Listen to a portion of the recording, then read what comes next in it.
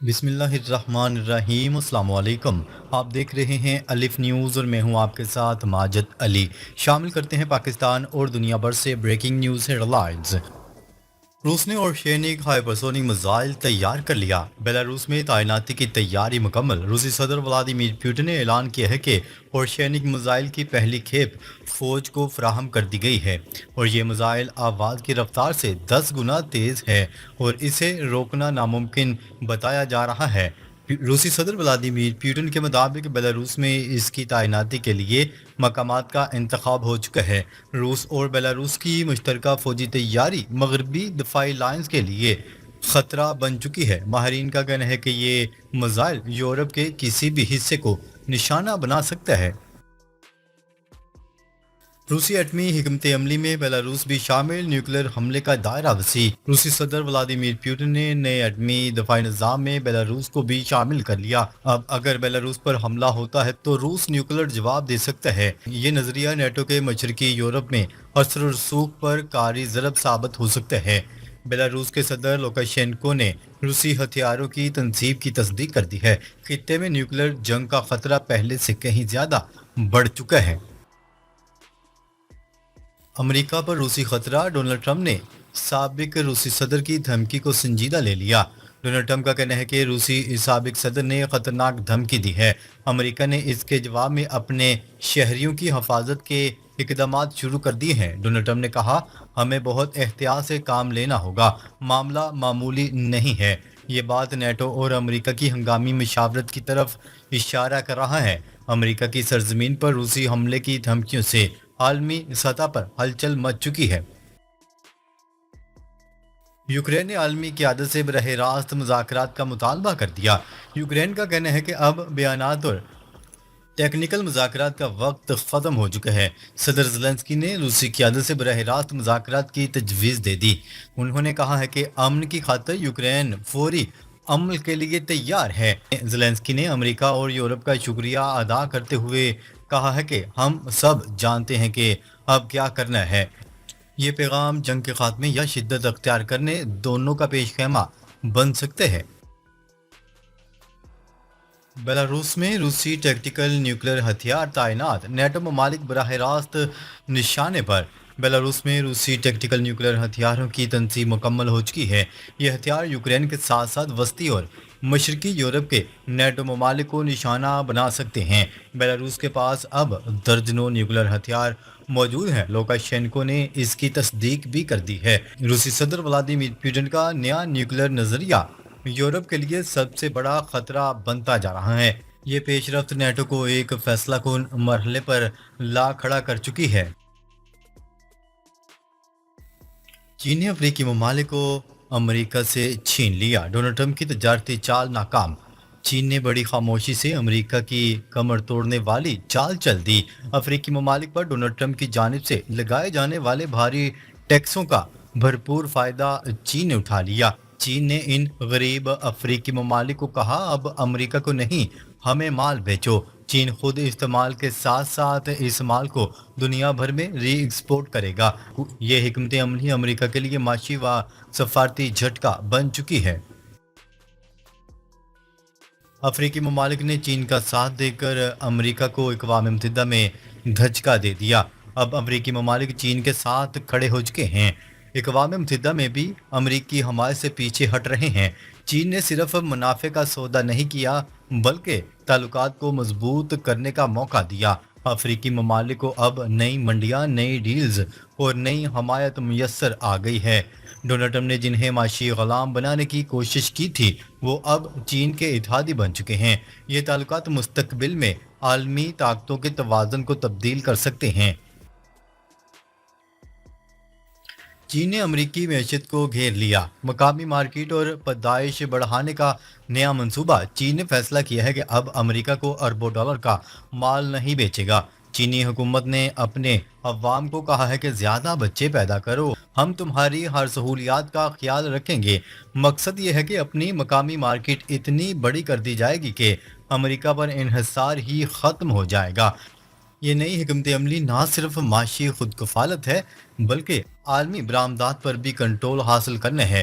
Donald Trump کے لیے یہ صورتحال ایک بڑا صدمہ بن چکی ہے۔ بھارت نے میک ان انڈیا کا نعرہ لگا کر امریکی مصنوعات کا بائیکاٹ کرنا شروع کر دیا۔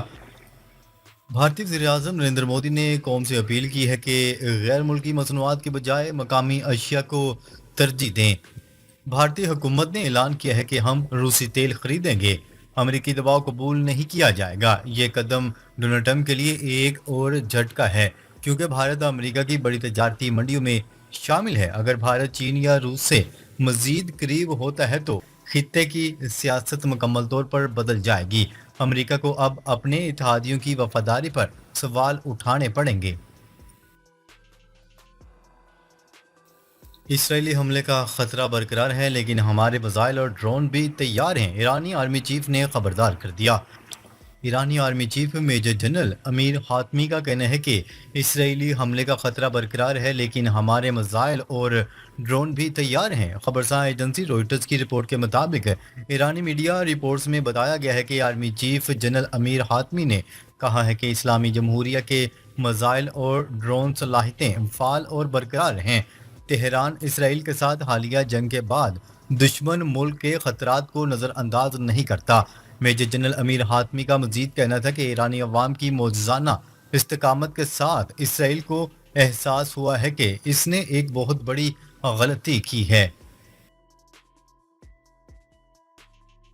فلسطینی ریاست کے بغیر ہتھیار نہیں ڈالیں گے، حماس کا دو ٹوک اعلان۔ حماس نے واضح طور پر کہہ دیا ہے کہ وہ اس وقت تک ہتھیار نہیں ڈالے گی جب تک ایک خود مختار فلسطینی ریاست قائم نہ ہو جائے جس کا دارالحکومت یروشلم ہو۔ یہ بیان اسرائیل کی جنگ بندی کے لیے ہتھیار ڈالنے کی شرط پر ایک تازہ اور سخت رد عمل سامنے آیا ہے۔ یہ اعلان ایک ایسے وقت میں سامنے آیا ہے جب قطر اور مصر نے فرانس اور سعودی عرب کے اس مجوزہ منصوبے کی حمایت کی ہے جس کے مطابق حماس کو ہتھیار فلسطینی اتھارٹی کے سپرد کرنا ہوں گے اور دو ریاستی حل کی حمایت کرنا ہوگی۔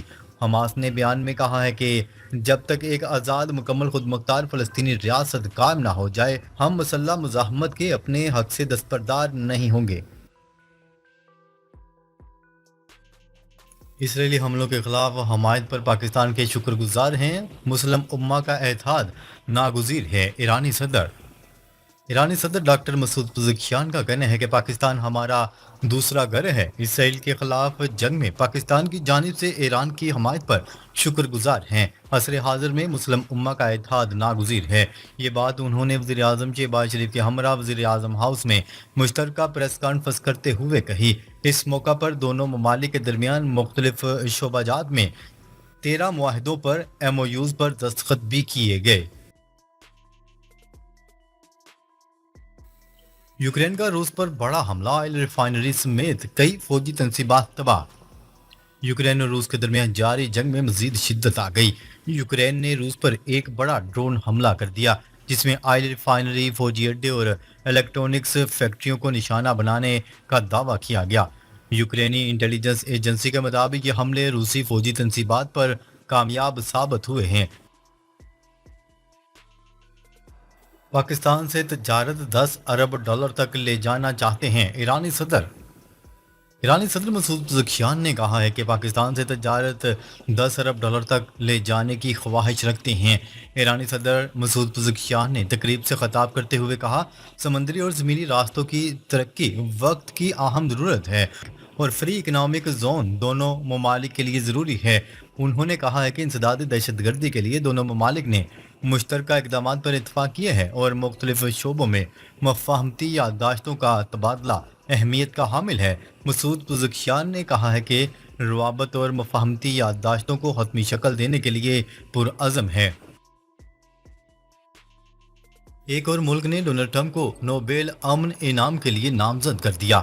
ایک اور ملک نے سرحدی کشیدگی کے خاتمے میں کردار ادا کرنے پر امریکی صدر ڈونلڈ ٹرمپ کو نوبیل امن انعام کے لیے نامزد کرنے کا اعلان کر دیا۔ غیر ملکی خبرساں ایجنسی کی رپورٹ کے مطابق کمبوڈیا نے امریکی صدر ڈونلڈ ٹرمپ کو نوبیل امن انعام کے لیے نامزد کرنے کا اعلان کر دیا۔ کمبوڈیا کے نائب وزیر اعظم نے کہا کہ تھائی لینڈ کے ساتھ حالیہ سرحدی کشیدگی کے خاتمے میں ڈونلڈ ٹرمپ کا کردار قابل ستائش ہے۔ نائب وزیر اعظم نے ڈونلڈ ٹرمپ کی جانب سے امن کے فروغ، تجارتی سہولیات میں رعایت اور برآمدی ٹیکس میں کمی جیسے اقدامات پر شکریہ ادا کیا۔ علامہ اقبال انٹرنیشنل ایئرپورٹ پر غیر ملکی مسافروں کے لیے نئے امیگریشن کاؤنٹرز قائم۔ ترجمان کے مطابق نئے کاؤنٹر سے امیگریشن کلیئرنس میں غیر ضروری تاخیر کا سامنا نہیں کرنا پڑے گا۔ نئے کاؤنٹرز کے قیام سے غیر ملکی سیاحوں، سرمایہ کاروں اور کاروباری وفود کو سہولت ملے گی۔ اقدام کا مقصد پاکستان میں سیاحت، تجارت اور غیر ملکی سرمایہ کاری کو فروغ دینا ہے۔ وطن واپس آنے والے پاکستانیوں کے لیے بھی امیگریشن کا عمل مزید تیز اور آسان ہو جائے گا۔ اب تک کے لیے اتنا ہی۔ مزید خبریں لے کر بہت جلد آپ کی خدمت میں حاضر ہوں گے۔ تب تک کے لیے اپنا خیال رکھیے گا۔ اللہ نگہبان۔